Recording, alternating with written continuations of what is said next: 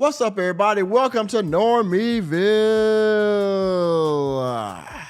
Well, we call you normies. The U.S. women's soccer team.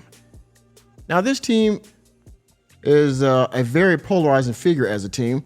Their figurehead is Megan Rapinoe most of the time. And this team is famous for speaking on a variety of topics as far as the world, the United States of America. They often talk about things such as feminism, and I'm using that as a substitute for the word you know what I'm talking about. They also talk about the LGBT community. I believe that Megan Rapinoe is a part of said community. And they also talk about things like the gender pay gap, specifically the pay gap between the U.S. women's soccer team and the men's soccer team. Now, of course, this has been debunked, much like the pay gap between the the NBA and the WNBA, right? The women's soccer team, they actually make more money in comparison to the men's soccer team, but the men might make better because they have more endorsements and things of that nature. But in any case, one thing that the women's soccer team, the U.S. women's soccer team, is not famous for, and that is winning. And of course, today will be no exception. No. Today will be no exception. Today they will not be highlighted for winning. Today they will be highlighted for something that they do a lot, and that is losing. As you can see here in the article by CBS Sports. And the title reads, U.S. women bring fun and brave perspective in 12-0 elimination loss to Wrexham in the soccer tournament.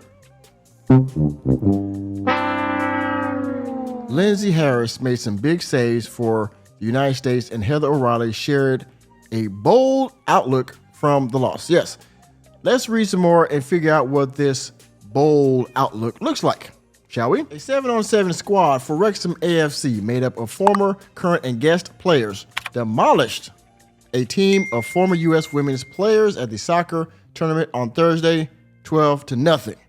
Lee Truddles, if I'm pronouncing that correctly, former Wrexham, Leeds United, and Swansea City player, scored 4 goals in the match against a squad featuring World Cup winner Heather O'Reilly and coached by U.S.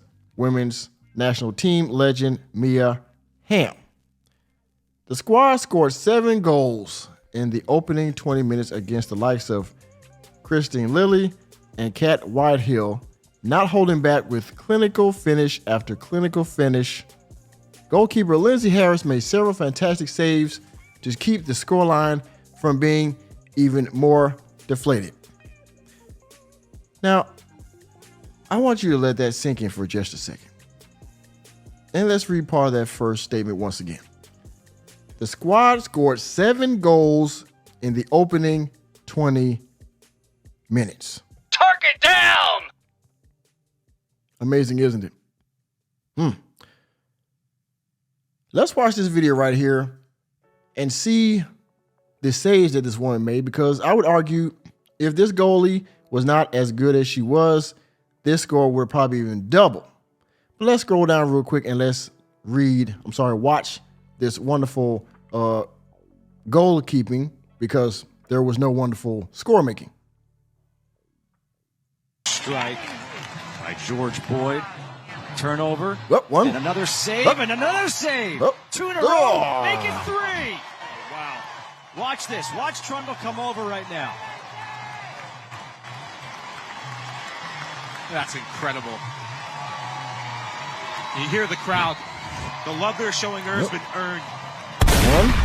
1. So many shots coming her way, and this comes from a turnover by Lori Lindsey at the top of the 1. box. Does well, not once, but twice. Oh, got him. Courage. Got him. That never say die mentality.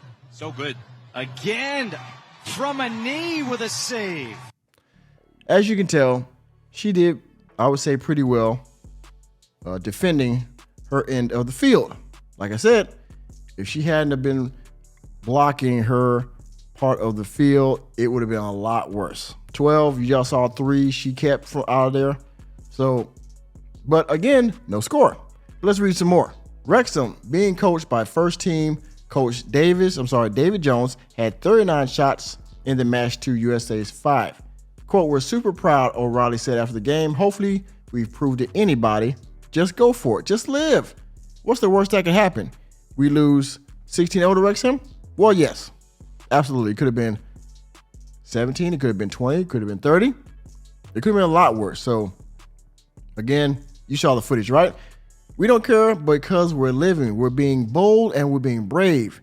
Here we have two amazing products that American soccer fans are getting behind. Excuse me. It's just a ton of fun, and it's brought all of us together. Yes, it has. All of us together in the spirit of taking L's, right? In the spirit of taking L's. But let's watch this footage and let her tell you for herself how great this game was.